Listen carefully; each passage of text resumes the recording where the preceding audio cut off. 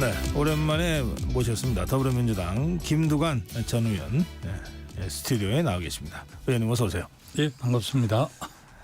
그동안 좀 지난번 전대 나오신 이후로 별로 소식을 저희들이 듣지 못했는데 예. 1인 시위를 하는 걸로 다시 나타나셨어요. 어떤 1인 시위입니까? 지난번 전당대회 때 여러 가지 제안들을 했습니다만은 저는 이런 국정 전반적인 상황을 보면서 아무래도 이제 민심하고 많이 괴리가 되고 또 윤석열 정부의 국정 운영에 대해서 국민들께서 많이 염려하고 힘들어 하시니까 새로운 시대를 여는 7공화국을 여는 개헌을 했으면 좋겠다 이런 걸 전당대회 때 주장을 했는데요. 네. 그 이후에 저하고 자치분권 활동을 같이 했던 많은 분들께서 얼마 전에 개헌운동 국민 개헌운동 추진본부 발대식 발기인 겸 발대식을 했는데 네. 그쪽에서 이제 제일 먼저 좀 이렇게 행동으로 좀 보여주면 좋겠다는 요청도 있고 예. 또 제가 평소에 이제 전당대회에서 주장했던 바라 아무래도 이제 87 체제가 지금 37년 흘러왔는데 시대 흐름에 맞지도 않고 또 새로운 4차 산업혁명 시대에 맞는 국가 운영 원리랄까 헌법이 이 한 나라의 정체성하고 또 운영 원리를 규정한 국가 규범이지 않습니까? 그래서 네. 저는 새로운 시대에 맞는 옷을 만들 필요가 있다. 그런 차원에서 또 지금 우리 국민들의 민심 이런 걸 보면 윤석열 대통령이 5년 동안 지금 국정기조를 바꾸지 않고 5년 하는 거에 대해서 인내하기가 어려운 그런 상황이라고 봅니다. 제가 볼 때는. 그런 차원에서 새로운 시대를 여는 윤 대통령이 결단해서 개헌을 하면 좋겠다 이런 평소에 소신이 있었고 네. 또 그 운동본부가 함께 하고자 해서 제가 용산에서 얼마 전에 임기 단축 1년 그리고 4년 중임제를 중심으로 한 개헌 그리고 2026년 지방선거와 동시에 대선을 하면 좋겠다. 네. 우리 당의 일부 의원들이 임기 2년 단축을 이야기하는 분들도 있지만 네. 저는 거기에 쉽지도 않고 현실적이지도 않고 임기 단축하는 게 얼마나 어려운 일입니까? 그런 차원에서 그나마 좀 하야나 퇴진이나 탄핵 여러 가지 주장들을 하지만 저는 오히려 이럴 때일수록 정말 용산 대통령실하고 또 제1야당인 더불어민주당 지도부하고 또 여야가 좀 협의를 해서 그런 결단을 한 게 국민에 대한 외의가 아닌가 이런 생각을 해봤습니다. 네.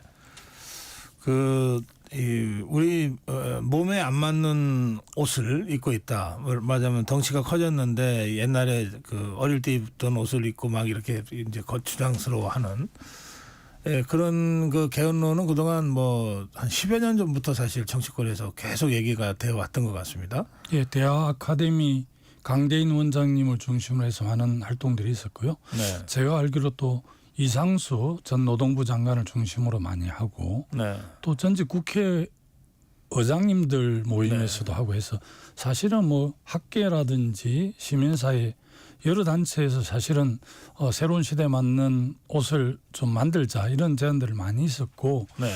특히 이제 최근에 국정 운영과 관련해서 새로운 시대를 열 때가 됐지 않느냐 이렇게 해서 최근에 좀 개헌 논의들이 활발해지는 것으로 네. 알고 있습니다. 근데 대통령 임기를 보통의 개헌론은 대통령 임기는 현직 대통령 임기는 보장하고 그 이후부터 이렇게 임기를 4년 중임이 됐건 예. 내각제가 됐건 이렇게 하는 거 아닙니까? 예.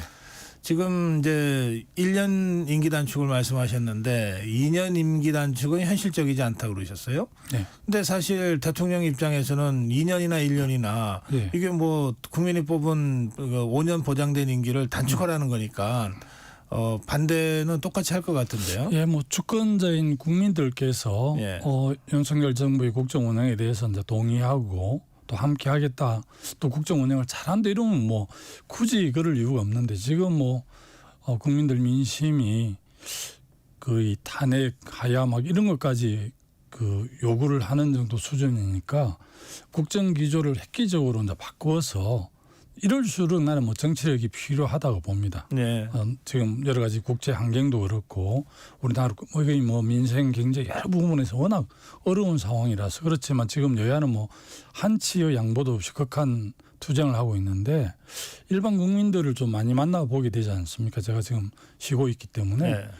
다양한 국민들의 다양한 목소리를 들어보면 그야말로 지금 뭐 정치권에 대해서 정말 썰어버리고 싶다 이런 이야기를 하시는 분들도 꽤 많습니다. 그럴 네. 정도로 이제 정치권이 불신을 받고 있는데 여야가 극한 대립을 하기 때문에 네. 이렇게 계속 가다가는 뭐 민생 나라 망가지겠다는 생각들을 많이 하기 때문에 예. 그나마 뭐 모르겠습니다. 국정 기조를 확 바꿔서 최근에 이제 저 APEC인가 회의하고 지금 어젠가 돌아오신 걸로 알고 있는데 네. 특히 이제 내각 뭐 교체 이런 청와대 비서실 네. 이런 교체 이야기들이 있던데 이럴 때 특히 이제 국무총리를 바꾸게 되면 일당인 야당의 그 비준 동의를 받아야 되지 않습니까? 그러면 여야가 테이블에 앉아야 될 텐데 정말 그렇게 좀 해야 되는 거 아닙니까? 국민들께서 너무 걱정을 많이 하십니다. 알겠습니다. 그 함께하는 국회의원들이 대략 몇 명쯤 됩니까? 한 20-30명 되는 걸로 알고 있습니다. 저하고 같이 하는 예, 예. 쪽은 없고요. 네. 이제 국회 자체 내에서 임기 임기 2년을 단축해요. 단축해서 예. 올 대선을 이야기하는데 그렇게 되면 이제 예를 들어서 그게 가능해지면 정권 교체는 되겠지만 87 체제의 권력 구조 중에서 5년 단임제 대통령제 제왕적 대통령제의 폐해가 이미 지금 우리가 많이 절감하고 있는데 네. 그 제도나 이런 걸 바꾸지를 못하고 그냥 교체만 하는 거지 않습니까? 지난 박근혜 대통령 탄핵 이후에 정권 교체는 됐지만 우리가 새 시대를 준비하는 법령과 제도 전면적인 뭐 제도를 바꾸지를 못했거든요. 그러니까 또 5년 단임제 대통령이 계속 나오게 되고 또 이런 또 민심과 위반되는 국정도 있고 이렇게 하기 때문에 정말 이번 기회에 여야가 큰 틀에서 그렇게 좀 새로운 시대를 여는 개헌을 합의했으면 좋겠다 이런 뜻에서 운동을 하고 있습니다. 예. 이런 기성 정치 질서 전반에 대해서 우리 국민들이 매우 강하게 불신하고 있고 예. 또 변화를 요구하고 있다. 예, 그렇습니다. 현장에 가보시면 뭐 있다는 말씀이시고요. 예. 그것은 사실은 대통령이나 여당이나 야당 모두에게도 이제 뭐 강도는 좀 다르고 내용은 좀 다를지 모르지만 같은 요구라고 봐야 되지 않겠습니까? 예, 뭐 전반적인 그냥 그 특정 정당 예를 들면 국민의힘이나 네. 더불어민주당이나 이렇게 야당에 소속되어 있지 않는 일반 국민들 시민들은 네. 여야 정치권에 대한 불신이 극도로 지금 올라가 있는 것 같습니다. 그러니까요. 예. 자, 그래서 지금 이제 대통령 임기와 관련된 그 임기 1년 단축 개헌 1인 시위에 대한 설명을 쭉 해주셨고요. 먼저 예. 더불어민주당 상황을 좀 그 내부의 시선이라 그럴까? 예. 좀 이렇게 듣고 싶은데요. 예. 지금 더불어민주당 상황을 어떻게 보고 계십니까? 당장 내일 모레 다음 주 월요일이면 또 위증교사 1심 선고가 나오고 하거든요. 지난번에 공직선거법 위반으로 이제 이재명 대표가 네. 징역 1년에 2년 집행유예를 받았는데 어쨌든 그 허위 사실 뭐 공포 이런 걸로 해서 했는데 우리 당원들은 뭐 윤석열 대통령 후보 시절이라든지 또 취임한 이후에 여러 가지 그 가족들 관련해서 워낙 네. 여러 가지 이야기를 했는데 그걸 국민들이 상당한 이제 그 허위 사실을 유포했다 이렇게 인식을 하고 있는 것 같아요. 그런데 이제 현 대통령의 가족에 대해서는 전혀 처벌이 없는데 이재명 대표는 기소를 해서 이제 야당 대표 정적 죽이기 이렇게 인식을 하고 있기 때문에 네. 이번 뭐 이정교사 결과 예를 들어 선고 결과가 어떻게 나오든지 간에 네. 지금 우리 민주당 당원들이라든지 민주당을 그 응원하거나 지켜주는 국민들은 뭐 동의하지 않을 것으로 저는 그렇게 이해를 하고 있습니다. 그리고 지금은 어쨌든 전면적인 탄압을 받고 있다고 인식을 하고 있기 때문에 네. 강하게 단일 대우를 형성해서 강하게 흔들리지 않는다. 흔들리지 않게 대우를 유지하고 당당하게 가야 된다는 게 지금 당의 내부 뭐랍니까 내부의 다짐이라 할까 그렇습니다. 그러니까 이재명 대표가 유죄를 받아도 또 의원직 박탈형을 받아도 당은 흔들리지 않는다. 아마 그럴 것으로 월요일 날 위정교사에서 또 유죄 선고가 나와도 그럴 거다. 그런 예상이시죠? 뭐 워낙 그 이재명 당대표를 중심으로 또 최고위원들이라든지 일사불란하게 이제 당이 네. 뭐 이재명 그 체제가 확고하게 네. 자리를 잡았기 때문에 네. 흔들리지는 않을 것으로 전망이 되어집니다. 그러면 흔들리지 않는데 왜 움직이면 죽인다, 움직이면 죽는다는 말이 나옵니까? 매우 부적절하고 예. 바람직하지 않는 거라고 생각을 합니다. 사실은 이재명 대표를 지키겠다는 생각으로 특히 뭐 최민희 가방위원장이 그런 발언들을 했었는데 네. 이럴 때일수록 사실 우리 당내를 오히려 그게 그 친명 뭐 비명 반명 이렇게 오히려 이 그 가르는 측면들이 있는 거지 않습니까? 이럴 때일수록 오히려 중진들이 발언들을 좀 신중하게 해야 되는데 저는 매우 부적절하다고 보고 있고요. 네. 당내뿐만 아니라 당외에서도 뭐 이 대표를 지키고자 또 염려하고 걱정하는 분들이 많은데 오히려 그게 그 이재명 대표를 지키는 게 아니라 당내 오히려 분열을 일으킬 수도 있는 소지들이 있어서 네. 나는 뭐 비판한 바도 있습니다만 매우 예. 부적절했다라고 생각을 합니다. 지금 최민희 의원의 발언은 이제 비명계나 반명계에서 이재명 대표에 반대하는 움직임이 있으면 가만두지 않겠다 이런 취지의 발언 아닙니까? 예. 그러면 우리 지금 저희가 모시고 대담하고 있습니다만 김두관 의원님, 전 의원님은 적어도 친명은 아니잖아요. 비명인지 반명인지는 제가 뭐 모르겠는데 친명 뭐 비명 그라기보다는 나는 친당인데 자, 그러면. 지난번 전당대회 때에서 그렇게 경쟁을 하니까 오히려 뭐 탈당하라는 사람들도 있고 했는데요. 예. 내가 그래도 민주당 어려운 곳에서 민주당을 지켜온 사람인데 내가 왜 탈당하느냐 이렇게 예. 하기도 했습니다만. 예, 그러니까 이른바 언론에서 분류하는 친명계는 아니신 것 같은데. 그런데 지금 저희 그 KBS 라디오 같은데 나와서 이렇게 대담하고 하면 움직이시는 건데 그러면 이제 이 최민희 의원 입장에서는 움직이니까 죽인다고 하는 그 대상이 되시는 거 아니에요? 아이고 뭐 그를 염려는 한 번도 해본 적이 없고요. 뭐 죽인다고 죽는 것도 아니고 예. 오히려 뭐 또 그 우리 민주당의 이제 강점이 네. 다양성과 역동성, 민주성인데 네. 당내에 이제 이재명 대표가 검찰 정권의 탄압을 받고 하는 것에 대해서는 누구나 다 당당하게 맞서야 된다고 생각하지만 또 당내 뭐 당 운영이라든지 당의 뭐 여러 가지 비전이라든지 이런 거에 대해서는 다양한 목소리가 반영될 수밖에 없는 거지 않습니까? 네. 그냥 당이 이제 일사불란한 게 매우 강한 것처럼 보이지만 그렇지는 않는 거니까요. 예, 예. 사실 어떤 분은 뭐 이렇게 KBS 전격 시사에 나가는 것조차도 지금 당이 어려운데 나가서 뭐 이야기하는 게 그 바람직하지 않은 측면도 있다. 그래서 출연 안 했으면 좋겠다 이러는데 그러셨군요. 그런 예. 이야기도 있었습니다만 저는 뭐 거기는 개의치 않고요. 예. 하여튼 고맙습니다. 그런 우려와 걱정에도 불구하고 나와주셨어요.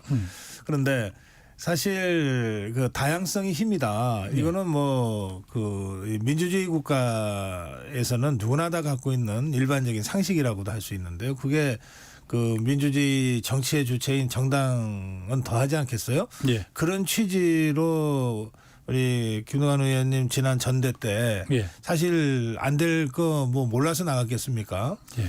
그렇지만 민주당이 이런 목소리도 있다. 네. 민주당의 다양성을 보여주기 위해서 나갔다고도 할 수도 있는데. 네. 뭐 저도 그때는 이제 학대명 뭐 구대명 이렇게 했으니까요. 네. 그게 뭐 성분은 이미 정해져 있지만 네. 당내에 이제 다양한 목소리, 제가 그때 뭐 단 1%의 다른 목소리 있다면 그것을 대변할 책무가 있다 이렇게 해서 네. 제가 당 대표에 출마를 했고요. 네. 어쨌든 출마해서 뭐 12.12%인가 이렇게 얻었는데 그것도 뭐 다 보는 각도에 다 다르지만 저는 우리 당은 지금 한 250만 당원 중에서 권리당이 120만이고 적극적으로 그때 전당대회 참여한 분들이 38만인가 약 40만 되는데 이게 한 30% 좀 넘는 거거든요. 네. 근데 뭐 30% 투표에서 이제 압도적으로 85%를 이재명 대표 얻었는데 사실은 120만 중에 참여하지 않는 한 67, 8% 당원들이 우리 당을 어떻게 바라보고 있고 염려하고 있는지 이런 걸 잘 살펴야 되죠. 예. 그래서 그때 이제 이른바 일극 체제로 가면 안 된다 이런 그 경고도 막 많이 하고 그랬던 걸로 기억납니다. 예. 그것 때문에 고생도 하셨고. 예. 그런데 사실 당 일극 체제라고 하는 거를 보면 어느 날 갑자기 이재명 대표를 당의 아버지라고 부르는 사람이 최고위원으로 지명이 되고 예. 또 어느 날 갑자기 신의 뭐 종이다라고 하는 식으로 또 이재명 대표를 뭐 이른바 거의 신격화하는 수준의 발언들이 당 측근 의원을 통해서 나오고 막 이러잖아요. 이재명 대표의 이제 사법 리스크와 관련해서 워낙 이제 그런 분들이 아마 안타깝다는 그 마음에서 네. 염려를 한 발언인데 약간 그 참 과하게 오바를 해서 네. 일반 국민들이 볼 때는 그게 이제 이재명 대표를 엄하고 염려하는 걱정보다는 네. 오히려 이제 당이 오히려 일극 체제로 간 그런 현상 아닌가 이렇게 이제 이해도 하고 하던데 뭐 일반 국민들 입장에 보면 참 동의하기 어렵죠. 염려하고 안타까운 건 사실은 맞지만 당혹스러워요. 그런 예. 발언들이 나왔다는 거를 이제 우리는 보도를 통해서 보게 되는데 예. 이게 이럴 리가 없는데 하는 생각까지 들죠. 그래서 뭐 당의 최고위원이나 국회의원님들 중진들은 사실은 뭐 정치가 말로 하는 거기 때문에 네. 좀 진중하고 또 한번 그 스스로 좀 자기 검열은 아니지만 좀 걸러보고 이렇게 해야 되는데 그냥 감정적으로 쭉 대응하다 보면 네. 오히려 뭐 본인도 정치하는데 부담이 되는 발언이고 당에도 좀 부담이 되는 발언들이 가끔 있더라고요. 예. 설화들이 뭐 끊임없이 있지 않습니까? 정치인들한테는. 예. 사실 이 정당 활동을 하다 보면 의원들이 뭐 더불어민주당 170명이나 되니까 예. 어떤 의원이 지금 말씀하신 대로 그런 어떤 이 과잉 행동 때문에 또는 잠깐의 실수 때문에 이른바 설화라고 하는 걸 겪게 되는데 예. 언론에서는 다른 국회의원이라도 같은 당 소속이면 그 부분에 대해서 좀 이 공격적 질문을 하게 되거든요. 예. 그러면 사실 이게 내 발언도 아닌데 예, 어떻게든 설명을 해야 되고. 예. 그야 뭐 숙명이죠. 정치하는. 지금 명태균 씨 관련 녹취가 계속 폭로되고 있습니다. 네. 그것도 더불어민주당에서 지금 네. 하나 폭로를 하고 있는 상황인데 이 경남 도지사도 하셨고 경남에서 활동을 하셨으니까 명태균 씨를 아실 거고요. 예. 또 명태균 이른바 명태균 리스트에 우리 네. 김두관 의원 이름이 또 나오기도 하고 예, 그렇습니다. 이거 어떻게 보고 계십니까? 그때 기자들이 뭐 전화 오길래 예. 전당대회 하고 나서 조용한데 좀 그래도 이름을 거론해서 감사하다고 해야 되나 내가 이렇게 말했는데요. 예. 그런데도 그 유수토마토 보도국장이 네. 첫 취재를 할 때 전화가 왔더라고요. 아, 전화가 예. 와서 명태균 씨라는 사람 아냐고 물어서 예. 전혀 기억이 없다. 그런데 그 기자분이 그러더라고. 그 의원님은 경남에서 도지사 하고 지역구도 지금 양산을인데 네. 명태균 씨를 모른다는 게 말이 되느냐. 경남에서 종횡무진 하려고 하는 사람인데 네. 그래 나는 잘 기억이 없는데 혹시 찾아보. 그래서 제 전화기에 한 3만 몇천 명 입력이 돼 있거든요. 예. 그 찾아보니 그 명태균 시사경남 회장 2021년 5월 29일 차담 옆에 참고사항으로 책사 강태공일을 해놨더라고요. 그래서 명태균 씨 본인이 책사라고 했는지 내가 그분이 뭐 시국 상황을 설명하고 차 마실 때 이야기한 게 좀 그럴듯하게 들리는지 그게 이제 저 유일한 접촉이고 지난번에 그 국회 법사위 국정감사할 때 그 노영희 변호사인가 그분이 예. 그 강혜경 씨가 제출한 거라고 제 명단이 있더라고요. 네. 그런데 저는 뭐 그 이후에 전혀 명태균 씨를 만난 적도 없기 때문에 전혀 몰랐습니다. 명태균이라는 예. 분을 인지를 못하고 있었는데 그 이름이 나와서 그걸 뭐 따져봐야 되나 뭐 그러고 있는데 전혀 뭐 모르겠습니다. 여론조사를 의뢰한 적도 없고 그 뒤에 만난 적이 전혀 없기 때문에 예. 아마 근데- 주로 지금은 이제 여당인 예. 분들하고 주로 만나고 뭐 여론조사 받고 한 것 같아요. 이 정치권에는 이제 뭐 명태균 씨 같은 활동을 하는 사람들이 뭐 한둘이 아니지 않습니까? 여의도에 많이 계시지 않습니까? 예. 그리고 이게 이제 누구나 다 처음에는 이제 정도로 이른바 정말 전략을 수립하고 또 뭐 책사 역할을 하고 싶고 뭐 이런데 하다 보면 이제 사자가 좀 끼게 되고 그래서 브로커로 전락하는 경우들도 네. 적지 않고 그 과정에서 금전 거래가 부당하게 네. 오가기도 하고 뭐 이제 이러면서 사법 처리 대상이 되기도 하고 그러잖아요. 네. 이런 사안이 계속 우리 한국 정치를 막 쥐고 흔드는 것 아닙니까? 예. 그리고 이게 뭐 녹취가 예컨대 한 100개가 있다. 100개를 다 그냥 까고 네. 수사 가자 이거는 네. 이런 것도 아니고 지금 하나씩 이런 식으로 해서 이걸 이슈를 끌고 가는 것처럼 보이거든요. 더불어민주당에서. 우리 당 지도부의 뭐 전략 이런저런 잘 전략이. 이 예를 저는 뭐 관여를 안 하니까 네. 모르겠는데요. 아마 뭐 한꺼번에 확보한 녹취록을 예. 전략적으로 그렇게 하는지는 저는 이해를 못합니다만은 네. 뭐 사실은 국정농단이라든지 있어서는 안 될 사안들이 있다면 어쨌든 뭐 그걸 이렇게 하나씩 하는 것보다는 뭐 또 전격적으로 해서 네.